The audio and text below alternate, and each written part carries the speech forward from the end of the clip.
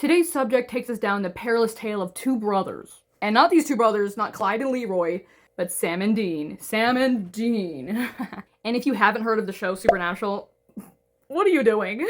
Because it's kind of like each episode is a mini horror movie in itself, really. But today we're going to be going over one particular episode called Faith, which is not only one of the best Supernatural episodes, but one of the best episodes across all TV, in my humble opinion. It's so good, and the whole premise would make a fantastic movie, I think. And while Supernatural has a lot of great episodes, this particular episode is one of my absolute favorites, and it's so good I wanted to bring it to you guys, just in case you haven't seen it. I should have named them Sam and Dean. I just love this episode. I froth at the mouth for this episode. And this episode's gonna make you froth too, so get ready. Get your wet wipes ready. The cliff notes on Sam and Dean are that they are brothers who are carrying on the family business of supernatural hunting, or hunting supernatural beings and creatures and entities. And therefore, like I said, each episode is really a horror movie in itself.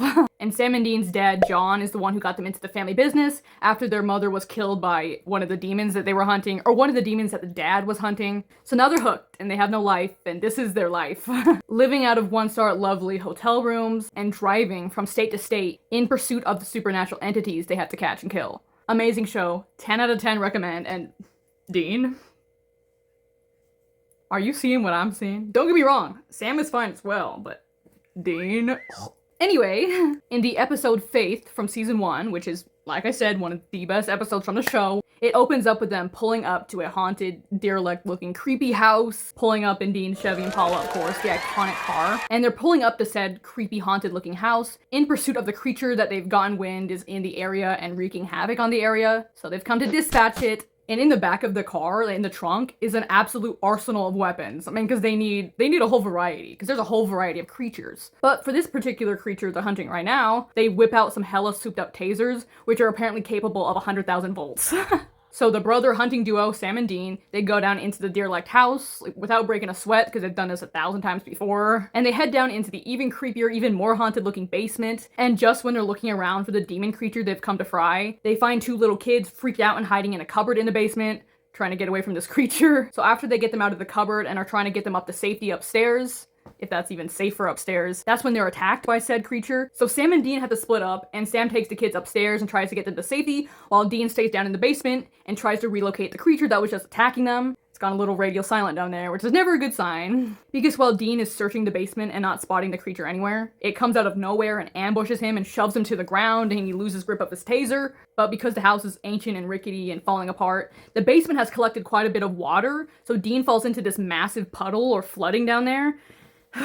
So Dean's in this massive puddle and reaches for his taser, and the creature is coming upon him and coming to attack him, the creature subsequently stepping into the massive puddle itself. So when Dean sets out the taser and tases the creature with those 100,000 volts of electricity, since Dean is in the water and so is the creature, and the electricity is shooting into the creature, it creates a circuit because water conducts electricity. And there's your science tidbit for today. Look at that, we're learning so much here. So the demon creature is being electrocuted, but so is Dean, because it's running straight back through the water into Dean. And Dean is getting deep fried. So that amount of voltage takes care of the creature, but as you can imagine, it works a number on Dean, because when Sam finally comes back downstairs into the basement after getting the kids to safety, he sees Dean passed out in the water, probably with some little smoke coming off his head, out the ears or something. And of course, Dean is unresponsive, and Sam's freaking out to see his brother has been french fried. So, understandably, it jumps to a hospital setting, where Sam is talking to a doctor that tells him that Dean was pretty badly electrocuted, which triggered a massive heart attack in him, which has severely damaged his heart. And then the doctor tells Sam that Dean probably only has a couple weeks to a month to live. And for obvious reasons, Sam is horrified, but especially because, Dean is his brother, his best buddy, but also because they're really the only family they have.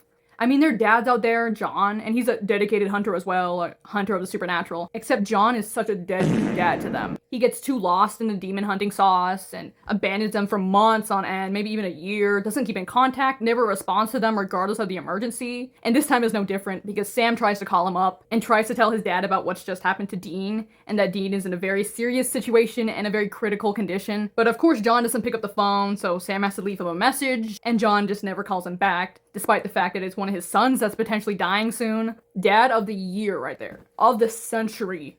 But because Sam and Dean are so enmeshed into the supernatural hunting business, they have a lot of weird, unorthodox type of connections. Like they know a bunch of other hunters who know a bunch of other people in the hunting sphere or in the supernatural sphere. So over the next few days, Sam is reaching out to anyone he can think of for any type of connection that will lead him to any direction of healing or miracle cure. So after 3 days of Sam stressing out and researching and calling up anyone he can in that dingy hotel room of theirs, he gets a knock at the door, and it's Dean, who has checked himself out of the hospital after 3 days because he says he doesn't want to die there, especially if none of the nurses are hot.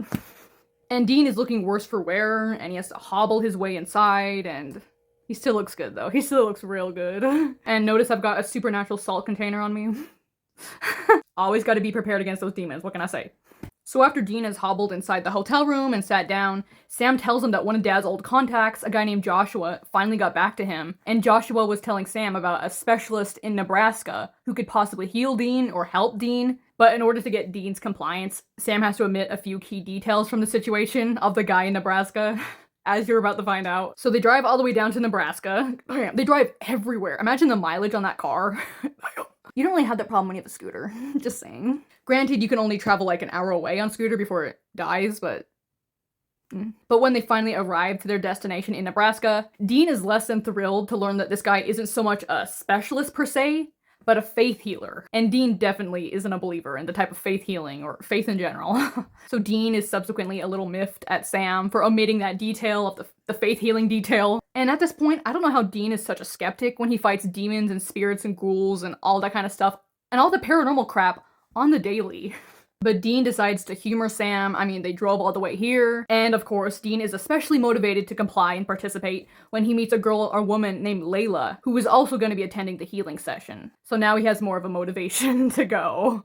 And these healing services and sessions take place inside this giant kind of tent. And when Sam and Dean get inside the healing tent, it's pretty massive, by the way. I mean, I guess it would have to be since this kind of thing reels in a bunch of people. Sam makes them sit up the front so they could possibly be selected for the healing. And again, Dean is not too thrilled about that, but again, he complies. He humors Sam because Sam is obviously worried sick about him.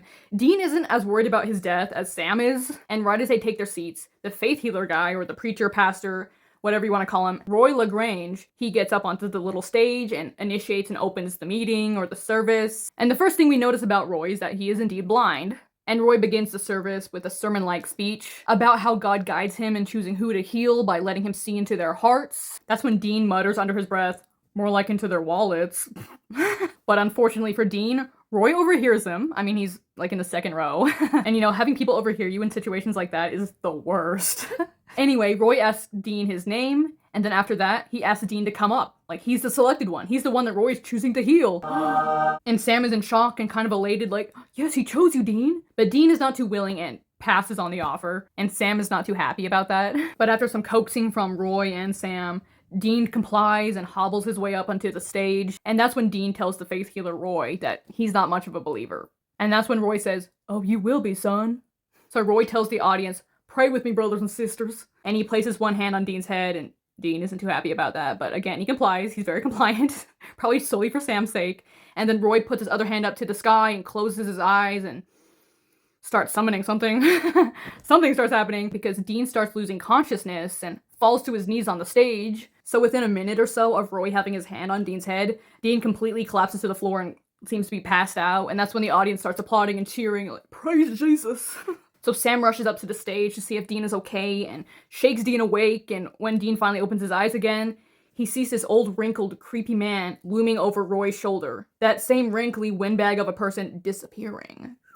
And after that whole shenanigan, Sam takes Dean back to the hospital where they run more tests on him, except these tests show that there's absolutely nothing wrong with his heart now, and they show no sign that there ever was something wrong with his heart. So his heart is completely healed, and the doctor tells him, like, this is crazy, this doesn't happen, like, wow, this is a miracle of sorts, telling him how rare and strange this occurrence is, this medical phenomenon. But the doctor also brings up the fact that medical phenomenons can happen, because just yesterday they had another one. The doctor tells him that yesterday a 27-year-old athletic guy got this massive heart attack out of nowhere and then subsequently died, despite the fact that he was young and healthy. And so right away, this doesn't sit well with Dean. It's a little too damn coincidental. And when the doctor leaves, Dean brings up to Sam that this is way too much of a coincidence. That this guy dying of a heart attack the same day that Dean's heart was healed it's a little fishy to say the least. But Sam's kind of brushing it off and saying, you know, heart attacks happen all the time, which they really don't in young, healthy people. But Dean is not convinced, and he tells Sam that I saw an old creepy man standing behind Roy when I was healed, and that old man just disappeared into thin air, like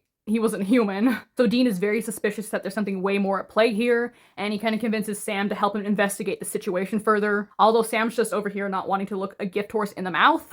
So Dean goes back to visit with pastor or preacher, healer, Roy LaGrange and his wife Sue Ann at their house, which is on the same property as that big healing tent that everyone kind of flocks to for the miracles he gives. And although Roy is like the healer, his wife Sue Ann is very involved in the whole process and attends every ceremony, including the one with Dean. And Roy discusses with Dean his backstory on the fact that he got cancer, which made him blind, and it got to the point where he was in a coma about to die, but then he just miraculously woke up cancer-free. So he was bestowed with some type of miracle, and ever since then, he's been able to heal people himself. So while Dean is over talking to Roy and Sue Ann, Sam goes down to the indoor pool center where that 27-year-old man died of a heart attack the day prior, and Sam talks to a worker there about the incident, and the worker says that he witnessed the whole thing, and that the 27-year-old named Marshall Hall who died of that heart attack, he was frantically running from something like he was being chased, but the worker says that there was nobody chasing him. There was no one there but Marshall Hall. And then Marshall Hall ended up keeling over and dying of a heart attack. And as Sam is about to leave, he notices that the clock on the wall is broken and stopped at 4:17. And so Sam asks the worker, is that the same time that Marshall Hall died? And the worker's like, yeah, how'd you know? So whatever killed Marshall Hall was powerful enough to stop the clock. When Dean returns back to the hotel room, he's met with a somber, kind of apologetic Sam, where Sam relays his findings from the pool center, and he admits to Dean that, yeah, this is way more than a coincidence. And then Sam feels guilty because he's the one who got Dean into this and potentially is the reason this guy died. And further cementing that is the fact that, this Marshall Hall guy died at 4:17 the day prior, and that's the exact time that Dean was healed. So that's pretty rock solid proof right there. And Sam, who's definitely the researcher of the two, he reveals more of his findings, where he cross-checked 6 of Roy's past healings with the local obituaries, and he found that every time Roy healed someone locally died of that exact same symptom that Roy was healing in the other person. So whatever Roy's got going on is kind of like he's trading one life for the other. So now Dean's kind of upset at Sam that Sam brought him there to inadvertently and unknowingly trade someone's life for Dean's healing. But Sam didn't know. He's just trying to save his brother, okay? And they both come to the conclusion that the old man that Dean saw, who subsequently disappeared thereafter, was most likely a Reaper, because that's one of the only creatures they know of that can both give and take life. So they delve deeper into the Reaper lore and the Reaper research, and they realize that Reapers, when they do their reaping, they stop time. Hence the broken stopped clock at the swimming center, and that you can only see a Reaper when they're coming for you. And during the healing session in the back of the healing tent, there was this type of cross symbol on the table, and Sam is sure he's seen it before, so he flicks through a stack of tarot cards, and he finds the one that looks exactly like the symbol that they had at the healing tent. So that's when they figure that Roy is dealing with some black magic to heal these people, or heal them, and trade the lives and sacrifice someone else for the sake of healing someone. So after they've come to this conclusion that Roy is using black magic to commit his evil works, Dean suggests that they just, kill him. But Sam, who has more of the heart between the two, he suggests that they instead go and try to break the spell that Roy has cast that has somehow bound the Reaper to do Roy's bidding. So Sam and Dean head back to the healing tent where they realize Roy is about to begin another healing session, therefore someone's about to die somewhere else. So since Roy and Leanne are in the healing tent, Sam and Dean split up, with Sam going over to head to the LaGrange's house to look around and try to find all this black magic stuff and the spell book potentially, and Dean is given the much worse task of stalling the ceremony. So when Sam sneaks into the LaGrange house, he actually does eventually find a spell book that has that same cross symbol that was from the tarot card, and also the same one that was kept on the table during the service. And then Sam also finds a collection of newspaper clippings of the people who had their lives traded for those that Roy was healing. And based on the newspaper clippings, all these past victims seems like people that Roy would find immoral or sinners, and that Roy had specifically chosen those types to be his targets for the life switch. And then in that pile of immoral sinners that have been all the past victims, Sam locates the most recent one, and it's a newspaper clipping of an article from a guy that stands outside the tent and protests Roy and protests the healings. So their next target is this protester guy. So Sam calls Dean to bring him up to speed with all his findings, and especially the fact that the protester guy is next on their list. He's their next target, so Dean has to stop the next session, otherwise this protester guy is gonna get it. And Sam goes out in search of the protester guy, who's usually on the premises or around protesting and handing out his protest flyers to anyone who's come to attend. So as Sam is going out and searching for the protester guy, Dean needs to stop the service, and real quick, but right then, guess who is selected to get healed? Layla, the woman he met earlier and, took a fancy to. And when Dean spoke to Layla and her mother, who hates Dean because, Dean took Layla's spot, and they've been going to so many sessions, and it was Dean's first, and he got picked and healed, and why not her daughter? So yeah, Layla's mom is not too fond of Dean. But anyway, Dean learned that Layla has a brain tumor and only has like 6 months to live, and so they've been attending a lot of Roy's services in hopes of Layla being selected to be healed. So of course, right now, the session that Dean has to try and stop is the one that's gonna heal Layla. Of course. That just sucks. But it's either stop the service and stop Layla's healing, or have the protester guy be killed. So he's in kind of an emotional, moral predicament. A quandary, if you will. So Dean tries to stall Layla, but she ends up going up onto the stage, and just as Roy's starting to heal her, that's when the protester guy, whom Sam has just found, starts yelling and screaming like, I see someone, he's right there! And of course Sam can't see him because the Reaper's not after Sam. So back in the healing tent, before the healing can even really commence on Layla, that's when Dean calls for a fire. Like, fire everyone, get out, there's a fire! Which results in everyone hurriedly evacuating and the session coming to a halt. So now Dean feels guilty as hell, and he feels horrible, but he had to save this guy's life, but now he's taken that long-awaited healing away from Layla. So then Dean calls Sam to tell him, okay, stop the service. But Sam says that no, the Reaper's still coming after the protester. So Dean looks around the now almost empty tent, and he sees Sue-Ann in the corner doing something shady with her back turned toward him. So then Dean rushes over and intervenes and stops Sue-Ann from performing or finishing the ritual she was trying to. And in her hands, guess what she's holding? That same damn cross symbol, which has been prevalent in all the tarot and black magic research they've done. So now we know it's actually Sue-Ann doing all the summoning and ritual stuff and all the black magic crap, and not Roy. And surprise, surprise, right as Dean stops Sue-Ann from finishing the ritual, that's when the Reaper backs off the protester and disappears altogether. And the protester is saved, woo! And of course Sue-Ann isn't very happy about this, so she starts screaming for help, and help, get this man kicked out of here! And she does indeed get Dean kicked out. And she tells him, you are so ungrateful, we saved your damn life, and this is how you repay us? And then before Sue-Ann leaves Dean, she says to him, God will deal with you as he sees fit. And now Dean is no longer allowed on the premises, so Dean's chucked out, and as he's leaving, he actually overhears Sue-Ann and Roy telling Layla and her mother that they can come back for a private session later that night to finish the healing just on their lonesome, so that this time there's no interruptions, aka Dean. But now Dean has to try and stop Layla from getting healed twice.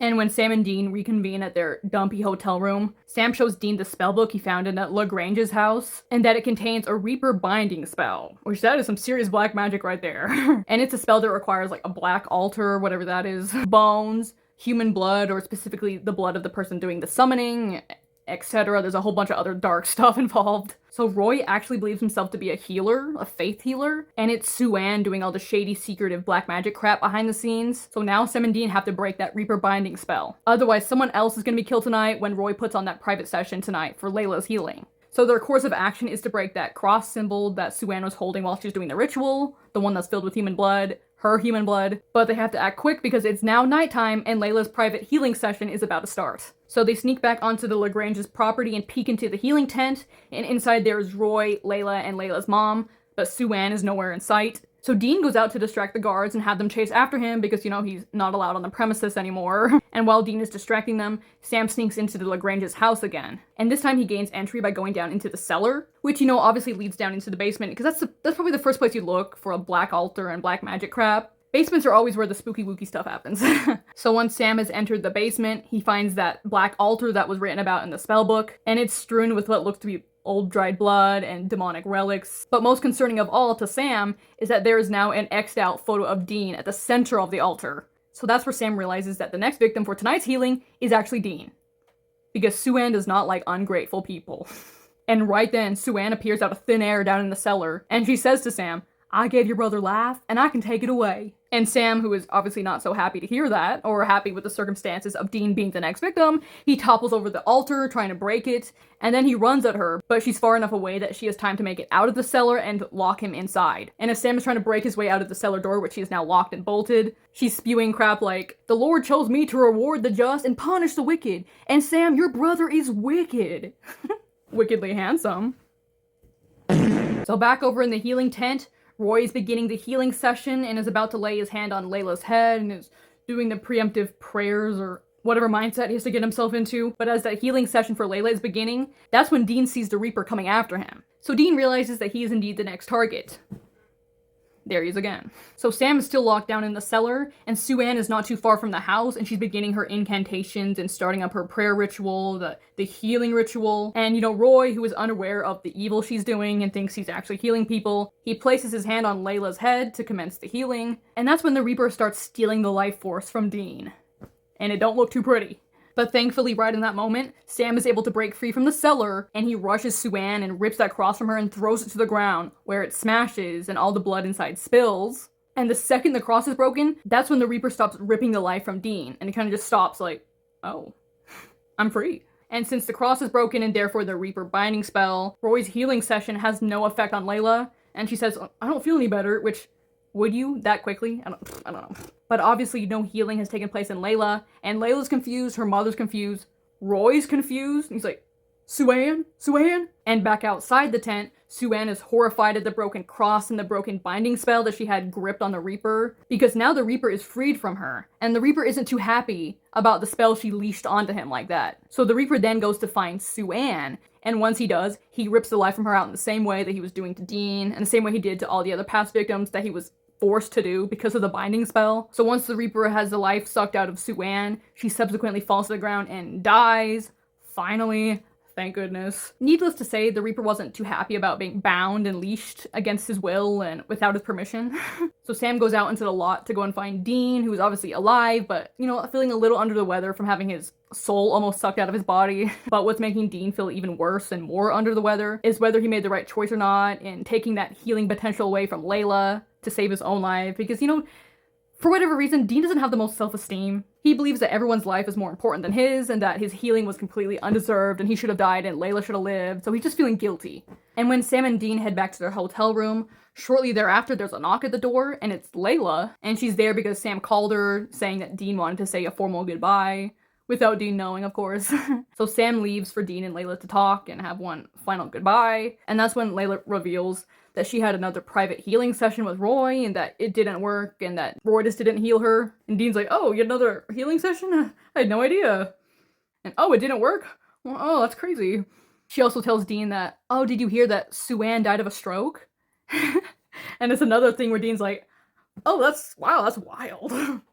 And she tells Dean, despite the fact that she wasn't healed after all, like she'd been so hoping for so long, she's kind of come to peace with it in a way, which maybe alleviates some of guilt's Dean in a way, kind of, probably not. So after an emotional goodbye, they part ways, probably forever, because, when you move around as much as Sam and Dean do, you don't really make connections with people. You don't really see the same people twice. But thus concludes the episode. So good! This is truly one of my all-time favorite episodes of Supernatural, or just TV shows in general. I think it just packs so much of a punch. And the premise is so cool. I would love to see a movie like this, like a full-length movie like this, and, if you want to cast me, I'm sure we could work something out. But if you're into the supernatural and the paranormal and hot guys, I highly suggest you start watching the show Supernatural. It's a banger, it's a bop, and there are 15 seasons for you to feast on, okay? It's a full-ass meal right there. Fun fact, it's actually Leroy's favorite show. And for good reason. Finally, he has good taste in something. But without further ado, folks, this squad is out.